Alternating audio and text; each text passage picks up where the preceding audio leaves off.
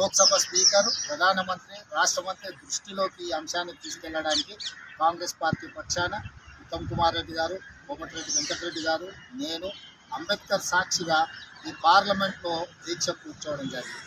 ఈ ధర్నా ద్వారా ఆయన కనీసం రాష్ట్రపతి, ప్రధానమంత్రి గారు స్పందించి చంద్రశేఖరరావు గారు పాల్పడ్డ దేశద్రోహం మీద చర్యలు తీసుకోవాలి, భారత రాజ్యాంగాన్ని రద్దు చేయాలన్న ప్రతిపాదన వచ్చిందంటే రాజ్యాంగం ద్వారా రక్షణ కల్పించబడిన దళితులకు, గిరిజనులకు, ఆదివాసీలకు, మహిళలకు, అదేవిధంగా సంపన్నులకు, పేదలకు తేడా లేకుండా కల్పించిన ఓటు హక్కును వీటన్నిటినీ రద్దు చేయాలనే కుట్ర జరుగుతుంది.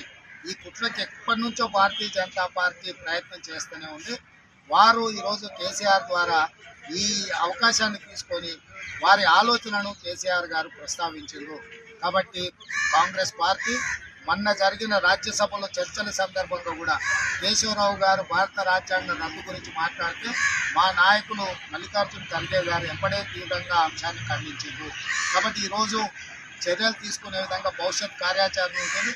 అదేవిధంగా రేపు మేమందరం అడ్జర్న్మెంట్ మోషన్ కూడా లోక్సభలో ఇచ్చి స్పీకర్ గారి దృష్టికి కూడా తీసుకెళ్తాం. ఈరోజు అంబేద్కర్ సాక్షిగా ధర్నా చేసినాం. రేపు లోక్సభ సాక్షిగా ఈ అంశాన్ని లోక్సభలో అడ్జర్న్మెంట్ మోషన్ ఇవ్వడం ద్వారా దేశంలో ఉండే అందరు ఎంపీల దృష్టిని తీసుకెళ్లి కేసీఆర్ మీద చర్యలు తీసుకునే విధంగా కాంగ్రెస్ పార్టీ పోరాటం ఉంటుంది. హాయ్ ఫ్రెండ్స్, మా టుడే టుమారో యూట్యూబ్ ఛానల్ చూస్తున్నందుకు చాలా థ్యాంక్స్. మరిన్ని లేటెస్ట్ వీడియోస్ కోసం వెంటనే సబ్స్క్రైబ్ చేయండి. అలాగే ఈ బెల్ ని కూడా రింగ్ చేసేయండి. మా నోటిఫికేషన్స్ అన్ని మీ మొబైల్లో వస్తాయి. అలాగే మా వీడియోస్ మీకు నచ్చితే లైక్ చేయండి, షేర్ చేయండి, నచ్చకపోతే కామెంట్ చేయండి.